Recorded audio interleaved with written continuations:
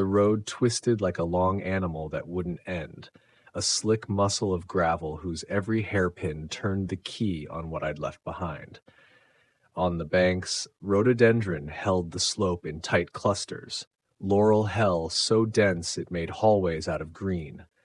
The air carried that taste of wet iron that sits on the tongue after rain, with underneath it a soft rot of mushrooms and leaf mulch, the smell of the Appalachians when the light begins to slant.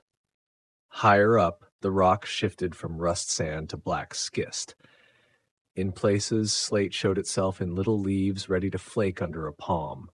Lower down, the pale scar of an old slide cut the bank, a healed gash in the mountain's skin. An abandoned rail line ran along the river, rails reddened and silent, laughing to themselves for not having to carry anyone anymore. I killed the radio to hear whether the valley talked when you left room for it. It talked in rubbings, branch on branch, animal on bark, and in drops held too high that hesitated before falling.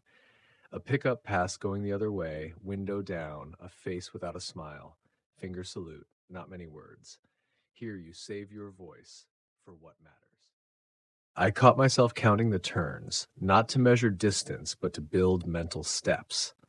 At 5, stop thinking. At 10, breathe. At 15, look far. Between two ridges, a slice of sky shifted from warm blue to tarnished brass. The sun, caught in a band of haze, poured its light over the slopes like a thin oil. Rectangles of shadow cut the road. I stepped from one to the next, the way you cross thresholds. Little white churches sometimes stood up at the tip of a field, their stubby steeples, their gravel lots, then vanished, swallowed by the next bend. My father, back when, would lay a finger of salt on the windowsills when a storm came. For nothing, he'd say, and still he did it with the seriousness of a man untying a knot. I thought of that habit exactly as the wind turned and brought a chill that didn't match the hour. It felt like the mountain pulling some inner curtain. In the center strip, a moth, too early in the day for it, hit the windshield, leaving a gray dusting like a sign. I didn't turn up the sound. I let the radio's low shush fill the cab, that in between that sounds like a voice when you want it to, and like nothing at all when you stop needing it. Wet pebbles tumbled out of the banks, ferns ran a green hand across the shoulder, and the road, by insisting on climbing, broke out onto a shelf where the air changed. A pocket of calm. The smell turned to rinsed stone and cold stream. Old deer prints, dry now, were set in a lip of mud, pointed uphill, and on the shoulder 3 black feathers stuck in the dirt, like someone had wanted to say, "This far." Well before the clearing, I knew it was close. The conifers pulled toward the idea of a circle. The slope softened, the light gathered. My foot lifted off the accelerator without my deciding it. One more bend. Then the sun set its round coin in the middle of a wall of pines, and everything breathed differently.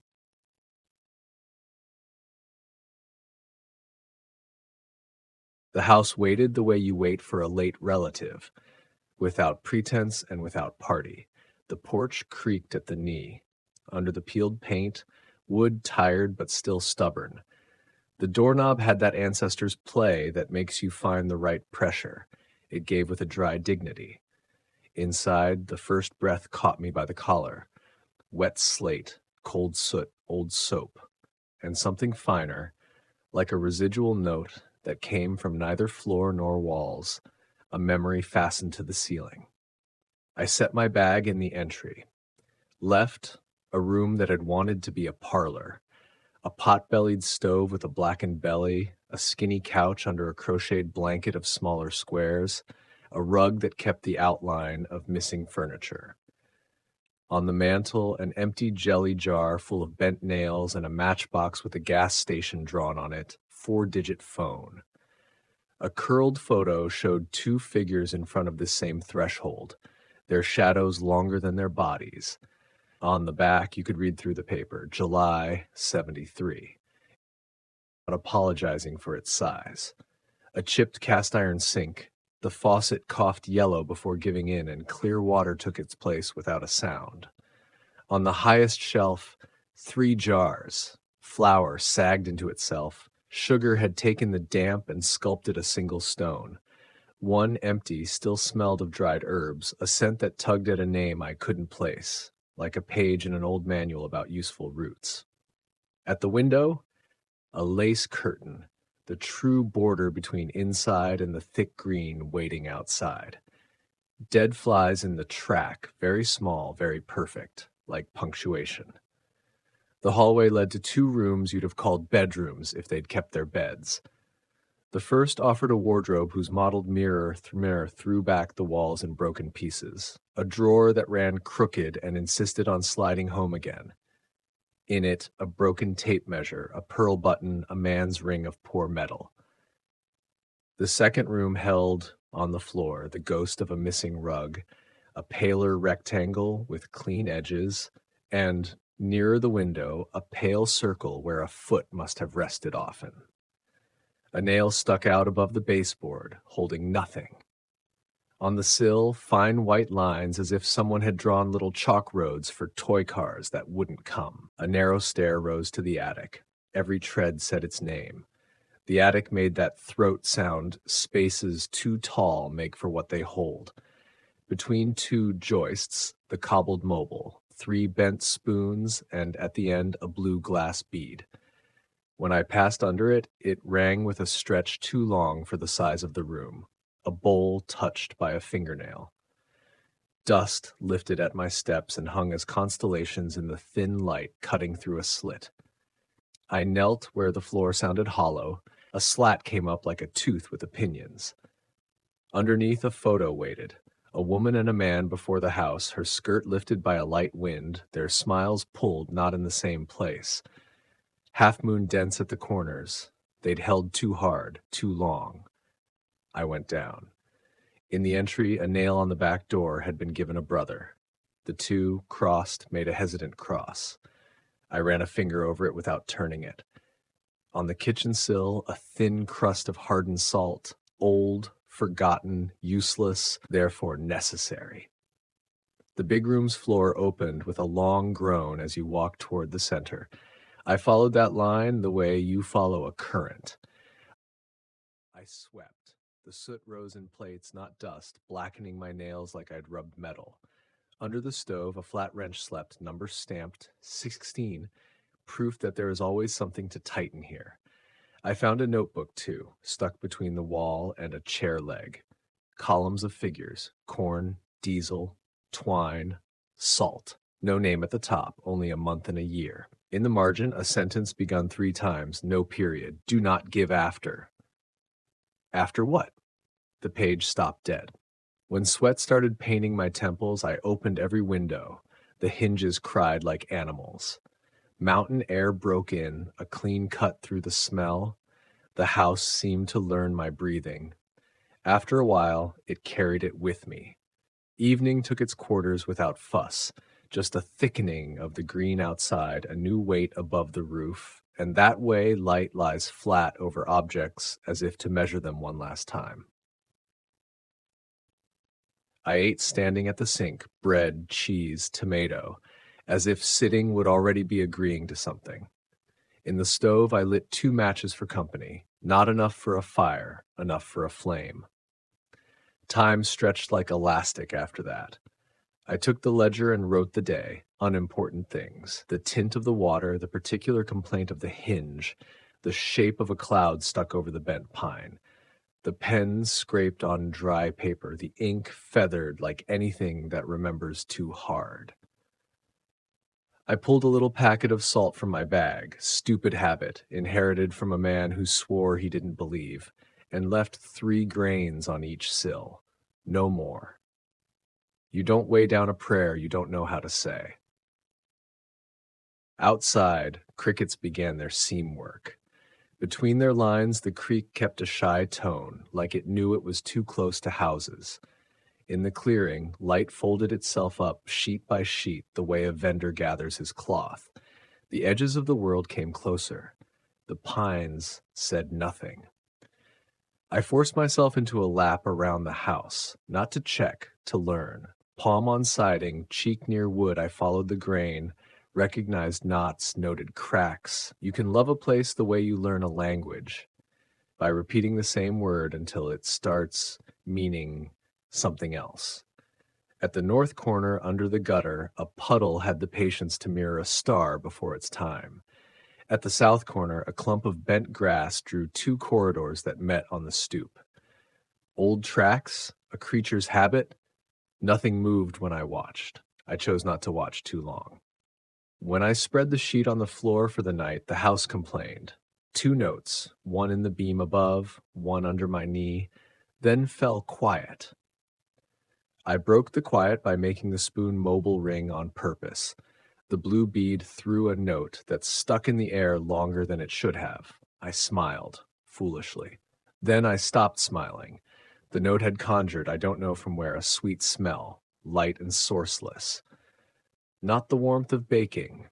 No, the brief lift of sugar when it starts to burn, the second before it goes bitter and escapes. I fanned the air with my hand. The smell had already gone, or it had decided to stay without me. I sat by the fireplace, back to stone, to listen. The wood sent its little machine, tick-tick of warming, tack of chill, and the wall answered, and the room took up the talk, a slow conversation between old relatives. Outside, a fox barked 3 times, always from the same distance. Rhododendron talked in felt tones. That's a leaf that takes wind and keeps it, they say. I was beginning to understand what that could mean. To delay, I gave my hands work. Roll, unroll, fold, refold. Check for the pleasure of checking. Set the flashlight here, then there, then back to the first place, the right one. I wrote a sentence on a scrap of paper. I will sleep here, whatever comes. The script had the weight of a promise spoken too low. I slid the paper under the sheet's corner. Ridiculous. Necessary. Then the world shrank to the size of the room. Windows weren't openings anymore, but eyes, still clear, already losing. The pine needles outside added a hunger of whistle to the wind. The first bat tore the clearing sky like a parenthesis. A second came to close the sentence.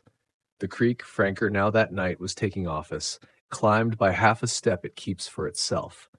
Sweat dried in my neck. My nape knew where an absent thumb would rest. Before true night arrived, I put my ear to the floor. In wood, you hear nothing, usually. You hear only that you hear nothing. But there, a kind of breathing rose that was neither mine nor the house's, more the muffled respiration of cooling earth, amplified by hollows and mouse runs. I backed away. You don't start believing until you have to. I killed the lamp to let night climb on its own. I wanted it to find me without me looking at it. My breathing lengthened its steps to make space.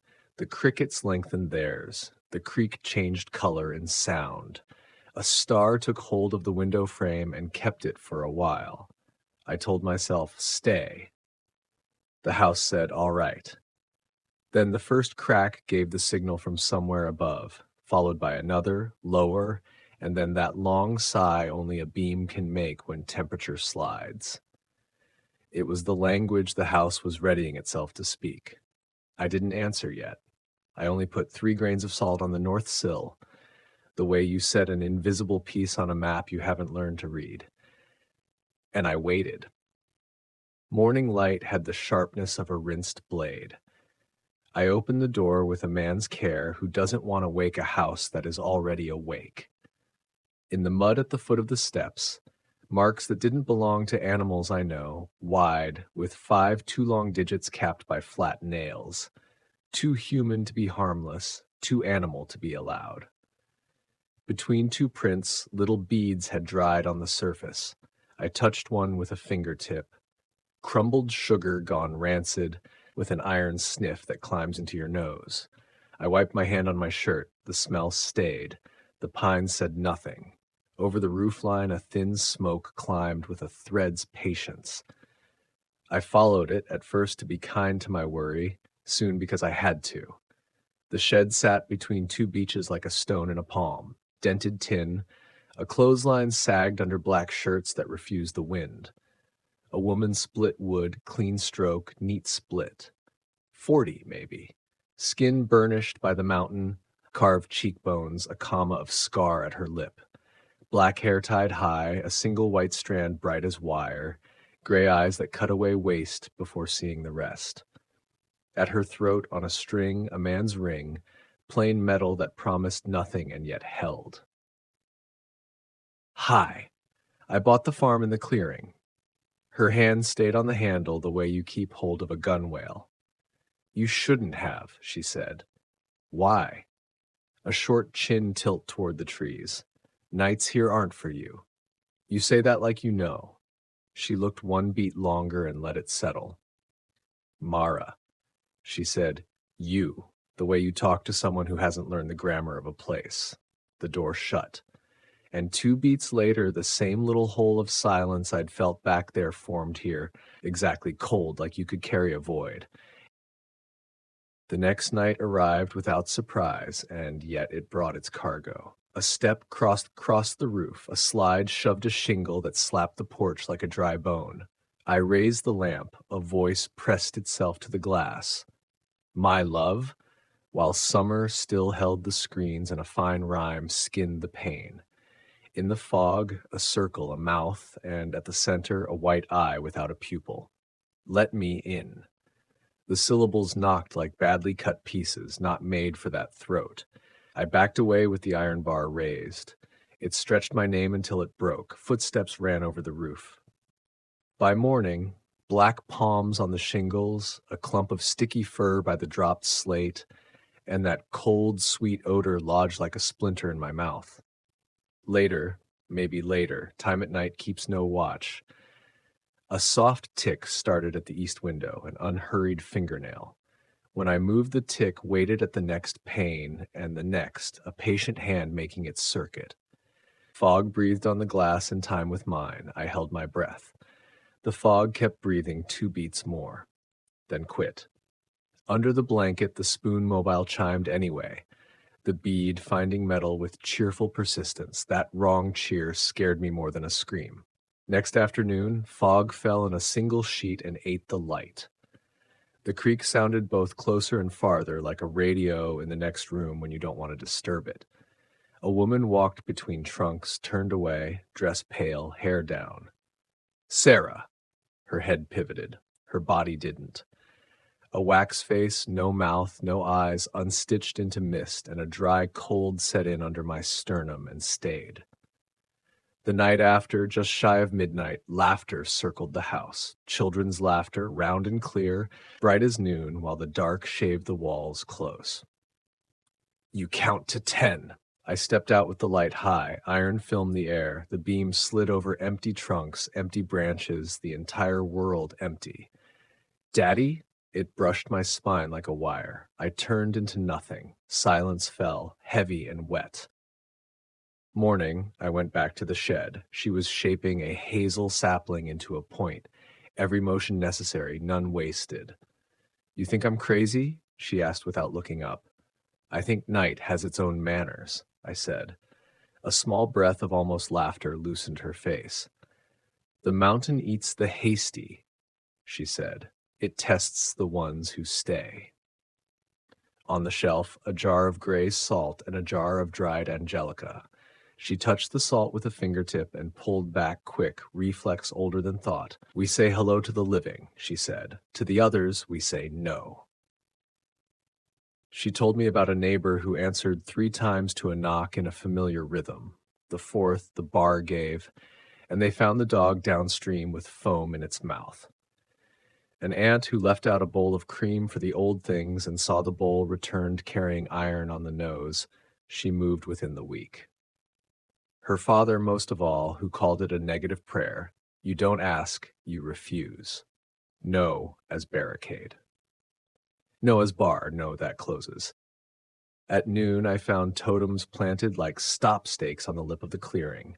Branches tied with cedar fiber, flat stones scratched with a circle nicked by 4 little notches, moss bundles bound with hair. I broke 2, then 3, a crisp, stupid proof to myself. When I told Mara, she went pale. Put them back, exactly where they stood. I watched her breathe against the bindings, words too low for the ear, and nudge each piece with a single finger the way you tune a stubborn instrument. They're knots. They don't stop it. They tire it, and hunger tired makes mistakes. And the mark, I said, pointing at the circle. Corners and crossings, she said. 4 quarters of a house, 4 paths into a clearing. The circle keeps count. The wind vanished. The forest held its breath. I'd swear it listened. Night laid itself like a pressed cloth. My own laugh rose through the boards, broken, spliced, looping. Climbed to the attic, finished with, I'm here in my mouth, but not in my breath. I wedged the hatch with the bar. You don't bargain after you've given ground. Later, the creek spoke louder. Under it, a baby began to cry. Sometimes the sound turned to a kind of singing, as if the current were learning a melody. I followed it down to the holler. In the black water, my reflection didn't look at me. It stared at a point over my shoulder. I tried to turn.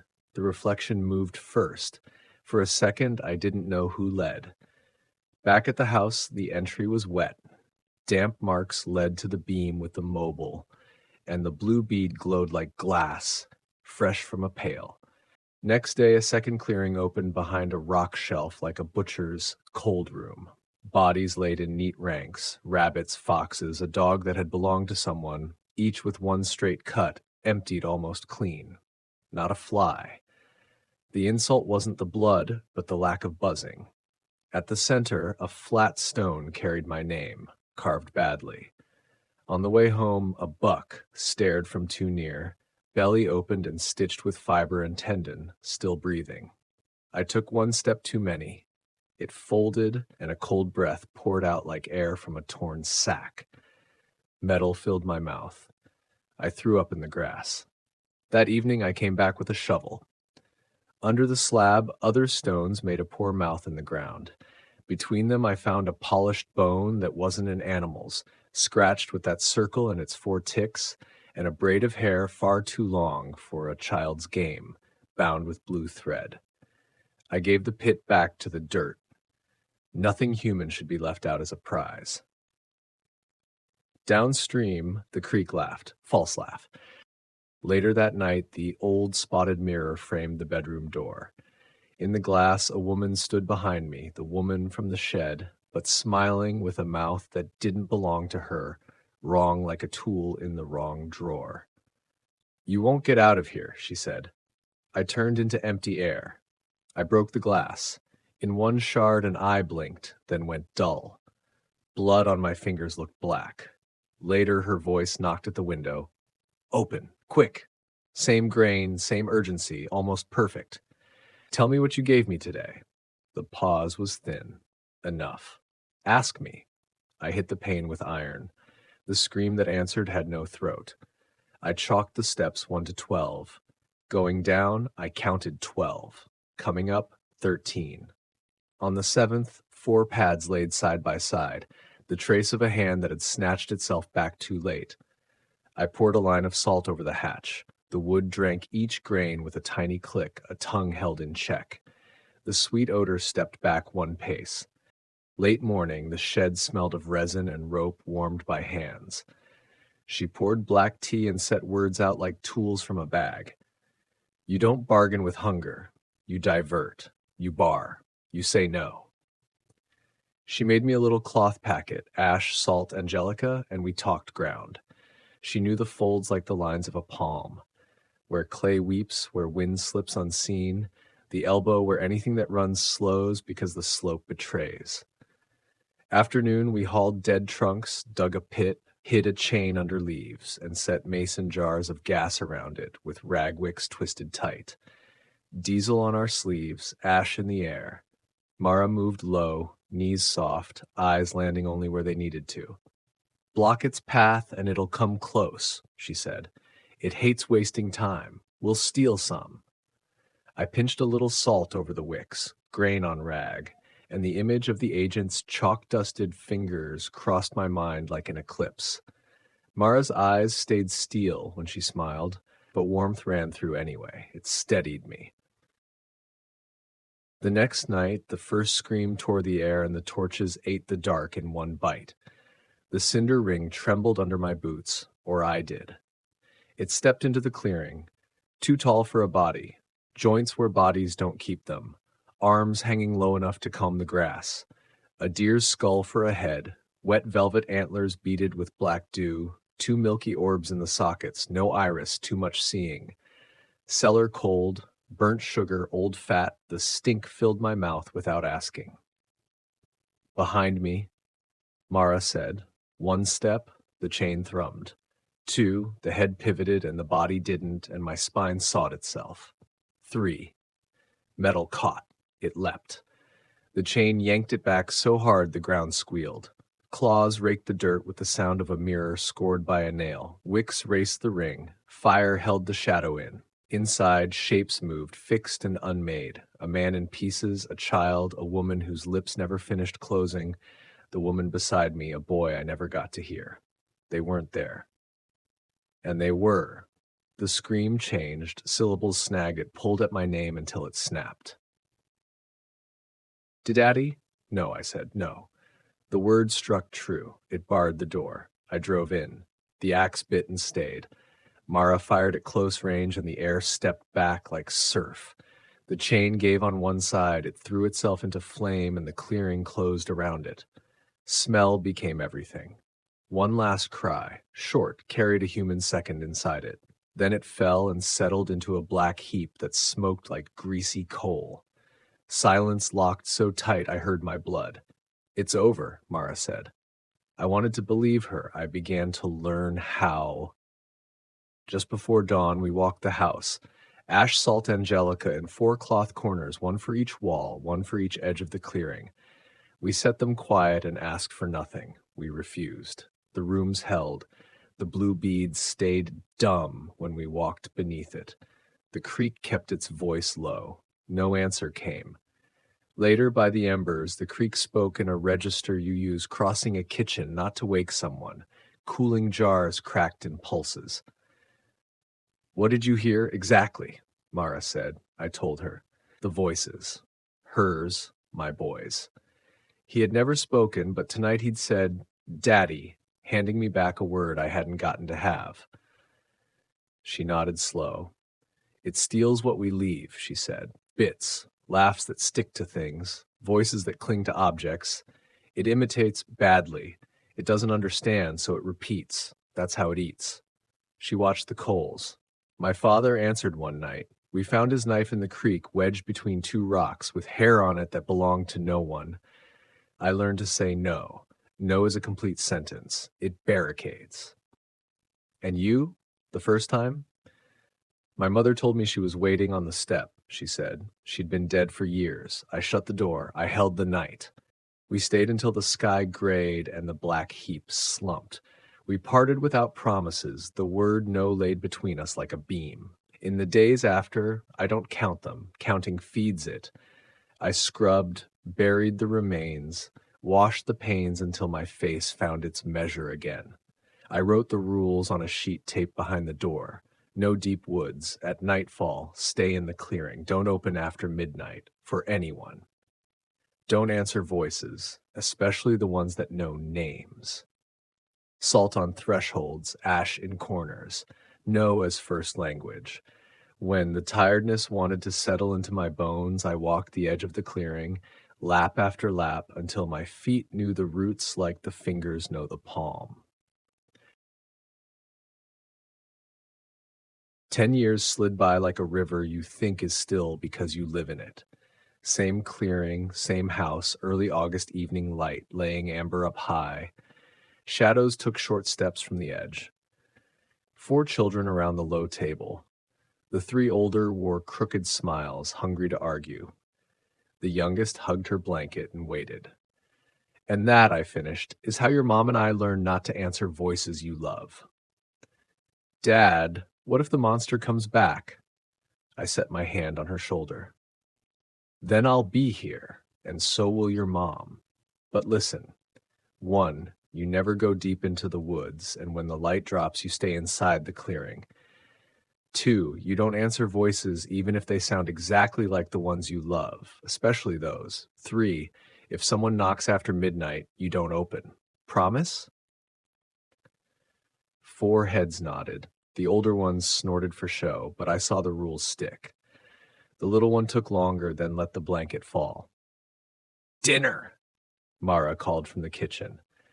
I stayed at the window 1 beat longer. The edge breathed. 2 pale points pinned the dark between rhododendrons, out-of-season fireflies or not. I closed the shutters. My fingers slid over the wood at latch height and found the thin old scratch that never leaves, a scar that knows. No, I said to the grain, to the seam, to whatever listens. You don't come in. The room took evening amber. The fire purred like a small engine, smelling of broth and wood. 4 mismatched plates, thick glasses, a clean towel over the bread, boots drying by the door, 2 muddy pairs of jeans on a chair back, laughter clattering down the stairs with the sound of running water. This house had carried weeping once. It carries our days now. Walls hold bright shards of mourning, brothers' quick jealousies, Mara's voice gathering what scatters. Beams bend a little when we run. Good strain. At the far end of the view, the clearing keeps its open light. Welcoming. I know better. Woods tolerate. Sometimes they collect. I sat. Mara brushed my shoulder, setting the pot down. Her gaze found mine with a certainty that mends, and the kids were already fighting over the first heel of bread. I knew what I'd have to defend if something ever started eating time again at the edge. The house breathed. Night arrived. Months later at the post office, I saw the agent's name on a new filing for property beyond access, the clause neatly blacked again. On the step passing me, he didn't look at the tree line. His fingers were dusted faintly with salt. And some nights, rarely, just enough for the heart to keep its memory, I catch from the corner of my eye 2 piercing points set in the dark between the rhododendrons. I turn my head. Nothing. Only leaves talking among themselves and the creek pretending it knows nothing at all.